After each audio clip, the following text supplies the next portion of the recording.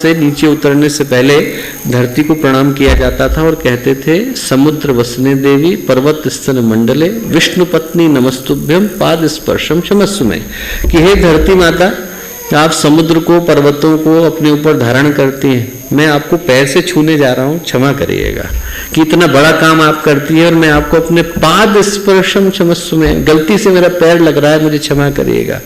ऐसी कोई चीज नहीं थी जिसको हम माँ नहीं मानते थे। नदी को हमने माँ माना, हमने धरती को माँ माना, हमने प्रकृति को माँ माना, हर चीज को माँ मानते थे। और जब से इंसान की सोच में ये आया है कि वो जिसको माँ मानता है उसी के साथ दुराचार करता है, तब से गड़बड़ियां शुरू हो गई। जो हवा हम लोग सांस लेने के लिए इस्तेमाल करते हैं, यदि वो हवा सांस लेने लायक न रह जाए तो क्या किसी एक जाति पर असर पड़ेगा? वो जो पानी हम लोग पीते हैं, वो यदि पानी पीने लायक न रह जाए तो क्या उसका असर किसी एक देश पर पड़ने वाला है? वो जो मिट्टी जो हमें अन्न उपजा करके देती है, वो अन्न उपजाने से यदि मना कर दे तो क्या उसका असर किसी एक धर्म पर पड़ने वाला है? ये एक समस्या, ऐसी समस्या है दोस्तों जिसका सरोकार हर व्यक्ति के साथ है। ये जो प्रश्न, ये जो यक्ष प्रश्न, ज्वलंत प्रश्न आज मानवता के सामने आकर के खड़ा हो गया है, इसकी आंच से हर व्यक्ति झुलसा हुआ नजर आता है, क्योंकि वातावरण का हर घटक, वो सारी की सारी चीजें जिसके ऊपर हमारा जीवन, जिसके ऊपर हमारा अस्तित्व आश्रित है, वो आज इस प्रदूषण के जहर से मार खाता दिखाई पड़ता है। पूज्य गुरुदेव ने जब पूरा विश्व इस विषय में नहीं सोच रहा था, पहली कमेटी जब रिचर्ड निक्सन ने क्रिएट करी पर्यावरण के बारे में सोचने की, तो वो शुरू करी गई है 1989 में, और गुरुदेव ने 1961 में, 1962 में इसके विषय में लिखना शुरू कर दिया था कि आने वाले 40 वर्षों के अंदर, 50 वर्षों के अंदर हमें पर्यावरण के बढ़ते हुए असंतुलन को ध्यान में रख करके क्या करने की आवश्यकता है। तो उसी विषय पर कुछ बातें करना चाहता हूँ, और इसलिए करना चाहता हूँ कि इस विषय पर बातें तो बहुत सारी कही गई हैं, करी गई हैं, पर गुरुदेव के संदर्भ में, गुरुदेव के चिंतन के संदर्भ में हम लोग किस भावना को लेकर के आगे बढ़ सकते हैं और क्या भावना को लेकर के आगे बढ़ने की आवश्यकता है। ऐतिहासिक दृष्टि से हम लोग देखें तो होता क्या है कि समय समय पर मानवता के सामने कुछ ऐसी गंभीर चुनौतियां आकर के खड़ी हो जाती हैं कि जिनका निराकरण करने के लिए, जिनका समाधान करने के लिए, जिनका सॉल्यूशन करने के लिए हमें लीक से हटकर कुछ विस्तृत और व्यापक प्रयास करने की आवश्यकता होती है। क्योंकि जो परंपरागत तौर तरीके हैं, जो कन्वेंशनल मेथड्स हैं, जिनके आधार पर, जिनके माध्यम से हम लोग सॉल्यूशन को ढूंढते रहे हैं, वो उस समस्या का समाधान करने में नाकाफी रहते हैं। उनके माध्यम से उस समस्या का समाधान नहीं किया जा सकता। और ये जो पर्यावरण संतुलन का आज कारण है, पर्यावरण संतुलन की चुनौती है, पर्यावरण प्रदूषण की चुनौती है, जो हम लोगों के सामने, सारी मानवता के सामने आकर के खड़ी हो गई है, ये कुछ इसी तरह की चुनौती है। लोग कहते हैं कि साहब इसका हमसे क्या सरोकार है। आप कुछ देशों में चले जाइए, वहां पर लोग कहते हैं कि साहब इसका हमसे क्या संबंध है। इसका हर व्यक्ति के साथ संबंध है। इसका सरोकार किसी एक देश के साथ नहीं है, इसका सरोकार किसी एक धर्म के साथ नहीं है, इसका सरोकार किसी एक जाति के साथ नहीं है, इसका सरोकार किसी एक वर्ग के साथ नहीं है, इसका सरोकार पूरी मानवता के साथ है। पूरी मनुष्यता के सामने संकट आकर के खड़ा हुआ है। जो हवा हम लोग सांस लेने के लिए इस्तेमाल करते हैं, यदि वो हवा सांस लेने लायक न रह जाए तो क्या किसी एक जाति पर असर पड़ेगा? वो जो पानी हम लोग पीते हैं, वो यदि पानी पीने लायक न रह जाए तो क्या उसका असर किसी एक देश पर पड़ने वाला है? वो जो मिट्टी जो हमें अन्न उपजा करके देती है, वो अन्न उपजाने से यदि मना कर दे तो क्या उसका असर किसी एक धर्म पर पड़ने वाला है? ये एक समस्या, ऐसी समस्या है दोस्तों जिसका सरोकार हर व्यक्ति के साथ है। ये जो प्रश्न, ये जो यक्ष प्रश्न, ज्वलंत प्रश्न आज मानवता के सामने आकर के खड़ा हो गया है, इसकी आंच से हर व्यक्ति झुलसा हुआ नजर आता है, क्योंकि वातावरण का हर घटक, वो सारी की सारी चीजें जिसके ऊपर हमारा जीवन, जिसके ऊपर हमारा अस्तित्व आश्रित है, वो आज इस प्रदूषण के जहर से मार खाता दिखाई पड़ता है। छोटे छोटे बच्चे यहाँ पर बैठे हैं और समाज के विभिन्न वर्गों से यहाँ पर आए हुए लोग बैठे हैं। तो मैं एक उदाहरण देना चाहता हूँ कि आप लोगों ने पिछले नवंबर-दिसंबर की घटना पढ़ी होगी। दिल्ली में भयंकर वायु प्रदूषण फैला था, लोगों को दिख भी नहीं रहा था, 1 मीटर से आगे का आप देख भी नहीं पा रहे थे। और उस समय में आपको जान करके दर्द भी होगा, संकोच भी होगा, शर्म भी होगी, पीड़ा भी होगी कि इंडियन मेडिकल एसोसिएशन को उसे नेशनल हेल्थ इमरजेंसी करार देना पड़ा। नेशनल हेल्थ इमरजेंसी हम तब देते हैं जब महामारी फैल जाती है, एपिडेमिक फैल जाती है, पूरा का पूरा देश, पूरा का पूरा महाद्वीप यदि किसी बीमारी की चपेट में आ जाता है तो हम कहते हैं नेशनल हेल्थ इमरजेंसी। और उनको नेशनल हेल्थ इमरजेंसी कहना पड़ा, और इसलिए कहना पड़ा कि जो वायु में सांस लेने के लिए जो तत्व हैं, यदि वो अपेक्षित जितनी मात्रा है, जो डिजायरेबल रेंज है, उससे ज्यादा हो तो प्रदूषण कहलाता है। और उस समय में जो वायु प्रदूषण के तत्व हैं, जो जिनके कारण एयर पोल्यूशन फैलता है, कार्बन डाइऑक्साइड है, सल्फर डाइऑक्साइड है, पीपीएम है, उनकी संख्या 34% ज्यादा थी, 340 गुना ज्यादा थी। आप कल्पना करके देखो कि छोटे छोटे बच्चों के फेफड़ों पर क्या असर हो रहा होगा। जो हवा सांस लेने लायक नहीं रह गई है, उसका असर छोटे छोटे बच्चों के ऊपर क्या पड़ रहा होगा। 180 देश पूरी दुनिया में है जहां पर पर्यावरण की शुद्धता का पैमाना तैयार किया जाता है कि हवा सांस लेने लायक है कि नहीं, एनवायरमेंटल प्योरिटी का इंडेक्स तैयार करते हैं। और उस 180 देशों की लिस्ट में हम लोगों के लिए दर्द की बात है कि हम लोग 141वें नंबर पर हैं। अपना देश आज वो देश बन गया है दोस्तों जहां पर 80% शहर, उनकी वायु सांस लेने लायक नहीं रह गई। कारण अनेकों है, कारण अनेकों है। ट्रैफिक है, कारखाने, ये जो बायोमास हम लोग जलाते हैं वो है, पटाखे। यदि आप पटाखे के समय में, दिवाली के समय में अंतरिक्ष से भारत का फोटो लेकर के देखें तो हर जगह पर धुआं धुआं दिखाई पड़ता है। हम लोगों ने दीपावली को बनाया था प्रकाशोत्सव के रूप में, प्रकाश के लिए, प्रेरणा लेने के लिए, उत्साह को जगाने के लिए, अंदर डिटर्मिनेशन को जन्म देने के लिए, अंदर ऑप्टिमिज्म को जन्म देने के लिए, उस विजय की गाथा को याद करने के लिए जो असुरता के ऊपर धर्म की विजय की कहानी थी। प्रकाश का पर्व था, धुएं का पर्व नहीं था वो। जब आप दीपावली के समय में देखते हो तो आपको हर जगह पर धुआं छाया दिखाई पड़ता है तो दर्द होता है। ग्रीन हाउसेस गैस का उत्सर्जन है, बहुत सारे कारण हैं। और मैं वैज्ञानिक परिचर्चा के लिए नहीं खड़ा हुआ हूं जो आपको कारण बताऊं, पर मैं बताना चाहता हूं कि परिणाम भयावह है। परिणाम का संबंध हर उस व्यक्ति के साथ है जिसने रिसर्च पेपर पढ़ा या नहीं पढ़ा। आज अपने देश में दोस्तों जो एयर पोल्यूशन है वो हमारे देश में होने वाली मृत्युओं में 5वां सबसे बड़ा कारण है। युद्ध से व्यक्ति नहीं मर रहा है, आतंकवाद से नहीं मर रहा है, रोड के एक्सीडेंट से नहीं मर रहा है, जितना एयर पोल्यूशन के कारण मर रहा है। पिछले साल अकेले में 2017 में 10 लाख मौतें एयर पोल्यूशन के कारण थी।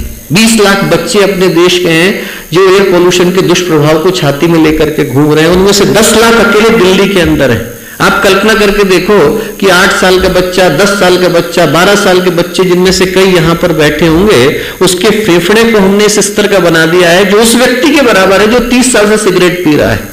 उसके फेफड़े उस लायक हो गए। इसको हमने क्या जवानी दी, इसको हमने क्या जीवन दिया, इसको आगे चल करके क्या इंड्योरेंस मिलने वाली है, क्या रेजिस्टेंस मिलने वाली है, क्या इम्यूनिटी मिलने वाली है। अभी तो जीवन शुरू नहीं हुआ, उसका स्वास्थ्य हमने छीन लिया, उसके अंदर की जीवन की संभावना को छीन लिया। इसमें आप लोगों का दोष नहीं है दोस्तों, हम लोग तो यहाँ पर कंसेंसस बैठे हैं, पर मैं समाज की बात कर रहा हूँ और मैं इस दृष्टि से बात कर रहा हूँ कि ये घटना जो घट रही है वो बहुत भयावह है, पर इसकी ओर लोगों की दृष्टि नहीं जाती। बच्चे का तो कोई कसूर उसमें नहीं था, सिर्फ इतना ही कसूर था कि वो गलत समय पर गलत जगह पर जाकर के पैदा हो गया। यदि वो दिल्ली में पैदा न हुआ होता तो वो 8 साल का बच्चा जो अपने फेफड़े उस व्यक्ति के बराबर लेकर के घूम रहा है जिसको 30 साल से सिगरेट पीने की लत लग गई है और उसके बराबर उसके फेफड़े हो गए हैं, तो उसमें उस बच्चे का क्या कसूर है? बच्चे का कोई कसूर नहीं। कसूर इस चीज का है कि वातावरण को हमने पूरी तरह से प्रदूषित कर दिया है। जो स्थिति है दोस्तों बहुत भयावह है, बहुत तकलीफ देने वाली है। और समझदारी का तकाजा तो यही कहता है ना कि ऐसे में उन कारणों पर हम लोग रोक लगाएं जिनके कारण ये स्थिति हो रही है, ताकि अपने बच्चों को, ये जो आगे वाली पीढ़ी बैठी है, इनको हम लोग गर्व के साथ वो दुनिया सौंप सकें जो साफ सुथरी है, स्वच्छ है, प्रदूषण से मुक्त है। ऐसी दुनिया हम सौंप सकें। अपने बच्चों को कौन तबाही गिफ्ट में देना चाहेगा? अपने बच्चों को कौन चाहेगा कि उसको उजाड़ और वीरान दुनिया मिले? अपने बच्चों को कौन चाहेगा कि उसको ऐसी दुनिया मिले जहां पर सांस लेना भी मुश्किल हो, जहां पर पानी पीना भी मुश्किल हो? ऐसा कौन चाहेगा? कोई नहीं चाहेगा। समझदारी का तकाजा तो यही कहता है कि हम अपने बच्चों को एक साफ सुथरी और प्रदूषण से मुक्त दुनिया दें। पर सच्चाई जो है ना वो बड़ी कटु है, बड़ी कड़वी है।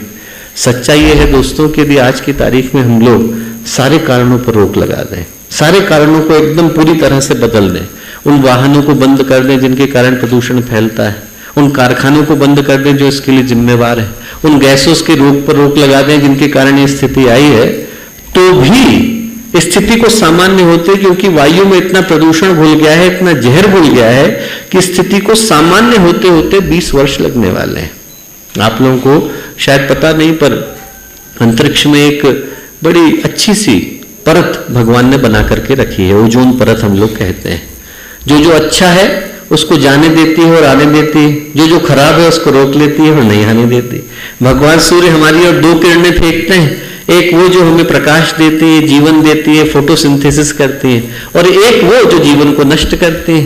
जो नष्ट करती है उनको वो परत नहीं आने देती, और जो अच्छी है उसको आने देती है। भगवान ने उसको आने देती है। भगवान ने छाता लगा करके भेजा है, और उस छाते को आज से 60 साल पहले हम लोगों ने CFC के माध्यम से, क्लोरोफ्लोरोकार्बन के माध्यम से तोड़ना खत्म करना शुरू कर दिया।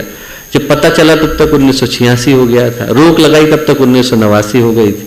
1989 में CFC पर रोक लगी, और आज की तारीख में जाकर के उस ओजोन परत को भर पाने में हम लोग सफल हो पाए। यदि रोक लगाई जाए तो ये गाड़ी इतनी गलत दिशा में चली गई है दोस्तों, कि इसको वहां से सही रास्ते पर लाते लाते 20 वर्ष लगने वाले हैं। मैं कहता हूं कि बेटे बेटियों की तो छोड़ दीजिए, आप पोते पोतियों की चिंता करिए, क्योंकि ये गाड़ी बहुत गलत दिशा में चली गई, बहुत गलत दिशा में चली गई है। वहां से इसको लौटा करके लाने की आवश्यकता है, क्योंकि हम लोग यदि इसी तरह से चलते रहे तो बहुत कठिनाई होने वाली है। और इंसान की मूर्खता देखिए, जिस समय में गाड़ी पर ब्रेक लगाने की आवश्यकता है उस समय एक्सीलेटर पर पैर थमाने को तैयार है। पेड़ आदमी काटता जा रहा है, कारखाने बढ़ाता जा रहा है, बिना सोचे समझे गाड़ियों को सड़क पर उतारता जा रहा है। पेट्रोल है, डीजल है, उसके धुएं से अंतरिक्ष जो है, वातावरण है, बुरी तरह से प्रभावित हो रहा है, बुरी तरह से प्रभावित हो रहा है। अरे जब कोई जीवित ही नहीं बचेगा तो गाड़ियों को चलाएगा कौन? भूत। कौन चलाने वाला बचने वाला है? जब इंसान के जीवन को हम लोग खत्म करते जा रहे हैं, बच्चे को क्या हम ICU में पालेंगे कि बच्चे को ICU में जन्म दिया और ICU में ही पालेंगे? क्योंकि हर तीसरे बच्चे को तो हम TB देने वाले हैं, दमा देने वाले हैं, अस्थमा देने वाले हैं। ये प्रश्न चुनौती से भरा हुआ है दोस्तों। हर जगह पर दोस्तों इस समस्या का तांडव देखने को मिलता है, और स्थिति बहुत विषम है, स्थिति बहुत दर्दनाक है। पर इसका कारण मात्र इतना नहीं है कि ट्रैफिक बढ़ गया है और कारखाने बढ़ गए। मैं अब उस बात को कहना चाहता हूं जो गुरुदेव के चिंतन से ताल्लुक रखती है। इसका कारण मात्र इतना नहीं है कि गाड़ियां आ गई और कारखाने हो गए। गाड़ियां खुद ब खुद थोड़ा पैदा होती है, ऐसा थोड़ी है कि कारखाने स्वयंभू अवतार हैं कि कल को संकल्प लिया और आकर के प्रकट हो गए। बना तो इंसान ही रहा है ना, उसके पीछे जो सोच है वो इंसान की काम कर रही है। उसके पीछे जिस सोच को मैं दोष दूंगा वो ये दूंगा कि हम लोग बचपन से, जमाने से, न जाने कितने समय से इस बात को सीख करके बड़े हुए कि प्रकृति हमारी माँ है। हम लोग बच्चों को सिखाते थे, हम लोग छोटे थे तो बिस्तर से नीचे उतरने से पहले धरती को प्रणाम किया जाता था और कहते थे, समुद्र वसने देवी पर्वत स्तन मंडले विष्णु पत्नी नमस्तुभ्यम पाद स्पर्शम क्षमस्व में, कि हे धरती माता, आप समुद्र को, पर्वतों को अपने ऊपर धारण करती हैं, मैं आपको पैर से छूने जा रहा हूं, क्षमा करिएगा कि इतना बड़ा काम आप करती है और मैं आपको अपने पाद स्पर्शम क्षमस्व में, गलती से मेरा पैर लग रहा है, मुझे क्षमा करिएगा। ऐसी कोई चीज नहीं थी जिसको हम मां नहीं मानते थे। नदी को हमने मां माना, हमने धरती को मां माना, हमने प्रकृति को मां माना, हर चीज को मां मानते थे। और जब से इंसान की सोच में यह आया है कि वो जिसको मां मानता है उसी के साथ दुराचार करता है, तब से गड़बड़ियां शुरू हो गई।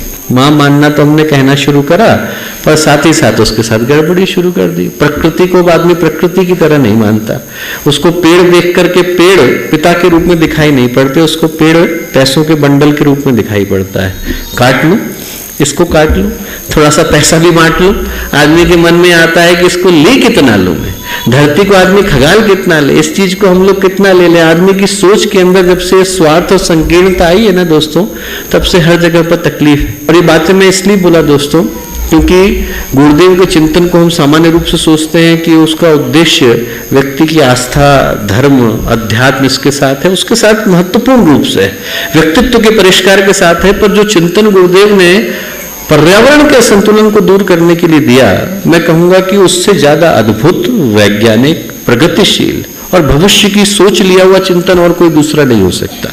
उसकी कॉपी कर करके दुनिया के हर हिस्से में ट्रांसलेट करा करके बांटने की आवश्यकता है। क्योंकि गुरुदेव ने कहा कि साहब, वृक्ष के आरोपण के साथ बात समाप्त नहीं हो जाती, आदमी को अपने जीवन जीने के तरीके को बदलना होता है।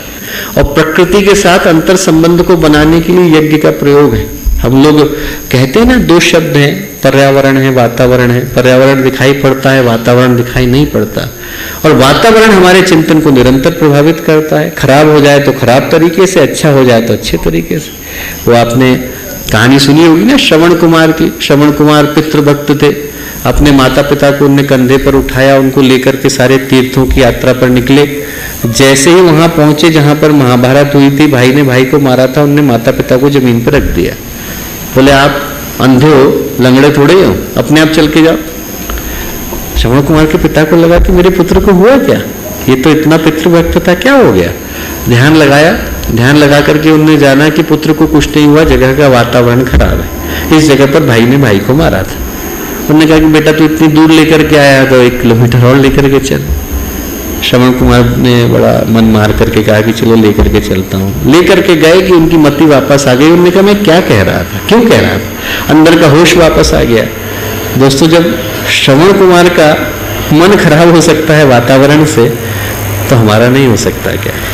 सब जगह पर यदि धुआं फैल जाए तो हमारे फेफड़े कैसे बच जाएंगे। उस वातावरण को शुद्ध करने का प्रयोग यज्ञ के रूप में था। पूरी की पूरी रामायण जब समाप्त हो गई, रावण मार दिया गया, भगवान ने सबसे पहले वाराणसी में जाकर दशाश्वमेध घाट पर बैठकर अश्वमेधों को किया। क्यों किया? मैं हमेशा कहता हूं इस बात को कि असुर तो समाप्त हो गया, असुर तो समाप्त नहीं हुई। राक्षस मार दिया गया पर राक्षसी चिंतन नहीं मारा गया। आप ट्यूमर निकाल दोगे कैंसर का, पर कीमोथेरेपी रेडियोथेरेपी को बाद में देते हो। उसको शुद्ध करने के लिए जो आदमी के चिंतन के अंदर घुल गया है, जो आदमी के सोच के अंदर, विचारों के अंदर विषाक्तता आ गई है, जिसमें आदमी को अच्छाई दिखाई नहीं पड़ती, बुराई को अपने जीवन का मंत्र मानता है, उसको दूर करने के लिए यज्ञ के प्रयोग की आवश्यकता है। यज्ञ का प्रयोग प्रकृति के साथ संबंध का प्रयोग है।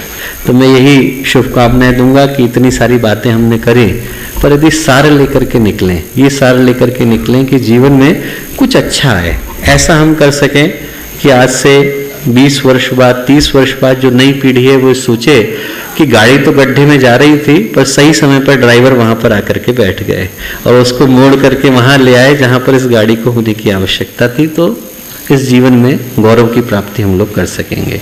बहुत सारी शुभकामनाएं, बहुत सारी मंगल कामनाएं।